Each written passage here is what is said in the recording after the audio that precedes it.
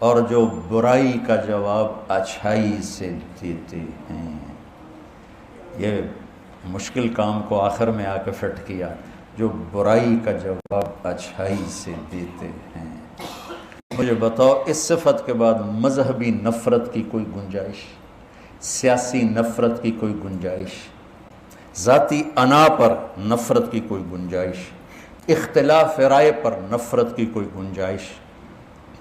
اس پر تو لفظ علم فٹ ہی نہیں آتا جو سینے میں نفرت لیے پھرتا، وہ اس قابل ہی نہیں کہ اس کے ساتھ عالم کا لفظ لگے جو کسی بھی وجہ سے دل میں نفرت رکھ رہا۔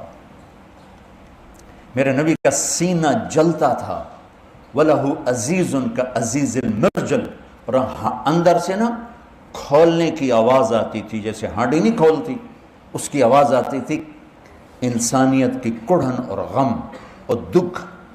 ابو جہل کے بارے میں آپ کو پتہ تھا میری امت کا فرعون ہے، اس کی اتنی منتیں کی ہیں آپ نے کہ ابو جہل نے کہا اے محمد اب بس کرو، تو نے ہمیں اتنا کہہ دیا کہ ہم تیرے خدا کو کہہ دیں گے کہ اس نے ہمیں تیرا پیغام سنا دیا تھا، جس کے بارے میں میرے نبی کو پتہ تھا یہ کم وقت ایمان نہیں لائے گا، اس کی اتنی منتیں کی ہیں۔ تم مسلمان سے اختلاف رائے، کبھی عقیدے میں کبھی عمل میں، تم نفرت کی آگ میں جل جاتے ہو، کیا کرتے ہو؟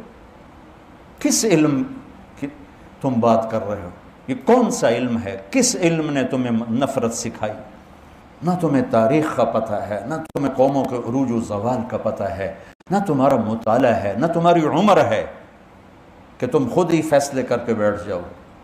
تباہی کے سوا کوئی نتیجہ نہیں نکلتا۔ ایک دوسرے کو کھا جانے کی نظروں سے دیکھنا، ایک دوسرے کے لیے کفر تک یوں پہنچانا۔ تمہارے ابو حنیفہ رحمۃ اللہ تعالی علیہ کا فرمان مبارک ہے کہ کسی میں 99 باتیں کفر کی دیکھو اور ایک بات اسلام کی دیکھو تو 99 کی تعویل کرو، اور تم نے کفر کی ہٹیاں کھول کر رکھی ہوئی، فتوے لگائی جاؤ، مہریں لگائی جاؤ۔ دکھ ہوتا ہے بچوں، دین تو درد سکھاتا ہے۔ خنجر لگے کسی کو تڑپتے ہیں ہم امیر، سارے جہاں کا درد ہمارے جگر میں ہے۔ انسانیت کا غم اور درد ہی تو نبوت کی پہچان ہے۔ یہ تھوڑا کہ شعلہ بیاں خطیب بن جاؤ، وہ پھٹے توڑ دو، جیسے ایک مولوی ٹوکا لے کے کھڑا ہو جاتا، استغفر اللہ استغفر اللہ، یا اللہ۔ اس قدر جہالت، اس قدر جہالت، ہماری قوم کتنی پستی میں چلی گئی ہے کہ اس پر بھی زندہ باد کے نعرے لگ رہے ہوتے۔ اللہ کے واسطے بچو، نفرتوں سے بچو، سب سے محبت، سب یوں کھول کے رکھو، ہاتھ سینہ کشادہ رکھو۔ اگر تم سمجھتے ہو غلط ہے تو محبت دو، پیار کرو، لیکن کفر تک تو نہ پہنچاؤ۔ من کان آخر کلامہ لا الہ الا اللہ دخل الجنہ، جس کا آخری بول لا الہ الا اللہ ہوگا وہ جنت میں جائے گا۔ اور کیا خبر کہ یہ جاتے ہوئے کہہ جائے لا الہ الا اللہ۔ یہ ابھی جواد وسیم صاحب بیٹھے تھے، بتا رہے تھے کہ ان کا ایک اداکار ساتھی تھا، شراب، جوا، بدکاری، فحاشی، آوارگی، ہر کام میں نمبر 1، اور سٹیج پر ڈرامہ کرتے ہوئے ہارٹ اٹیک ہوا، اور اس کو اٹھایا تو وہ کہہ رہا تھا لا الہ الا اللہ لا الہ الا اللہ، یہی نعرے لگاتا لگاتا مر گیا۔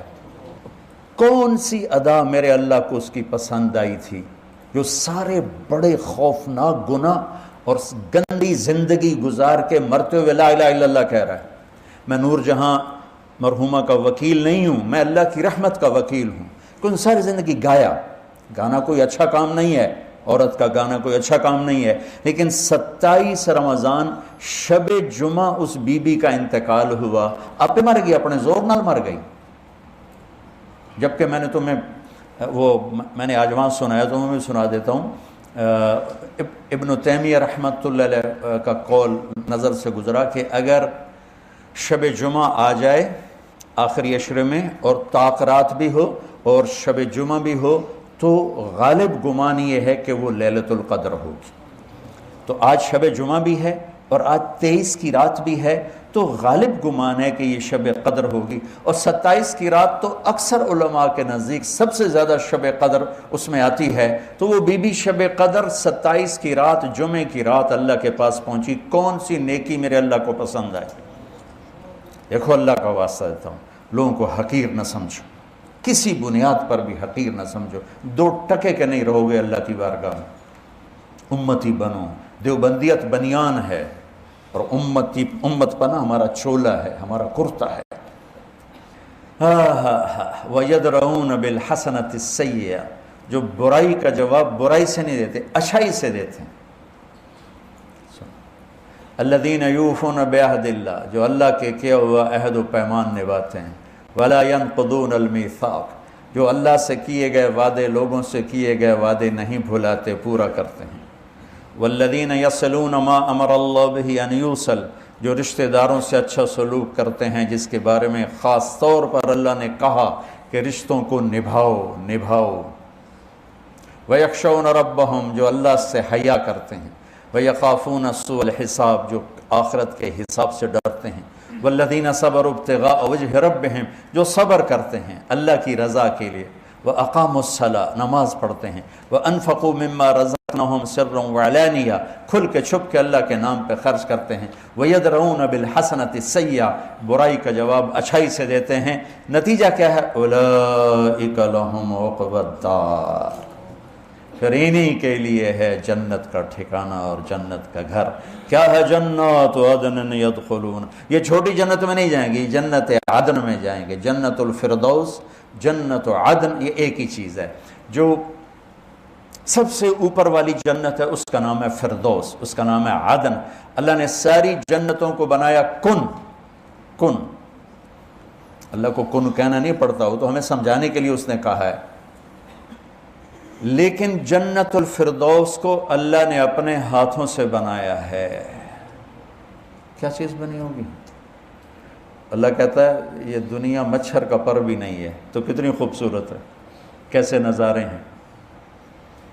ہمارے پہاڑی علاقے میں چلے جاؤ، ایک ایک منظر دیکھ کے گم ہو جاؤ۔ سوئٹزرلینڈ چلتے چلتے ہم پتہ نہیں کتنی جگہ میں گاڑی روکو، کیا ہوا؟ کہ یہ منظر دیکھنے دو۔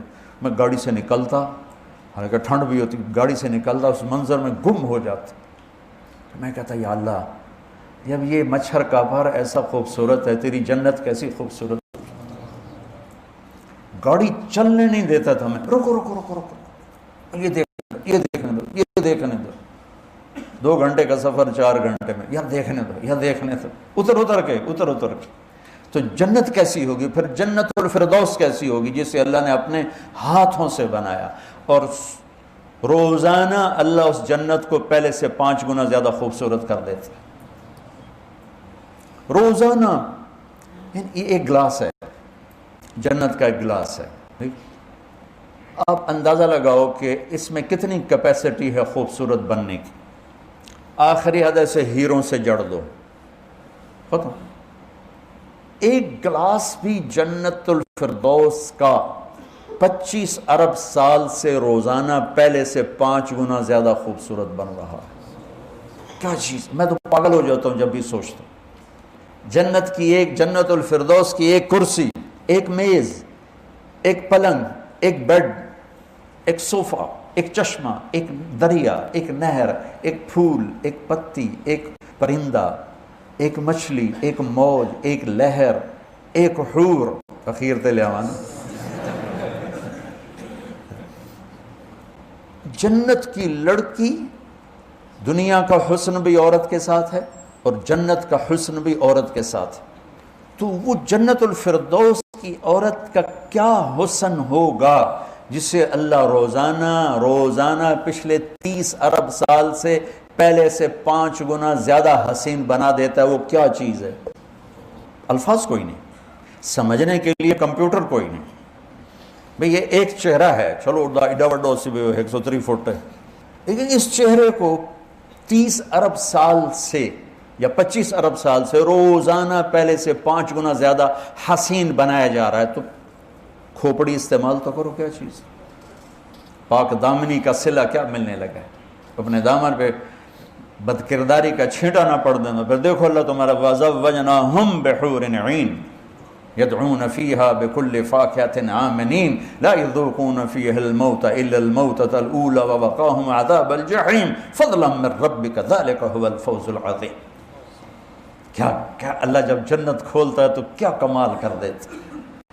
سبحان اللہ. تو کیا چیز اللہ نے وہ بنائی ہے.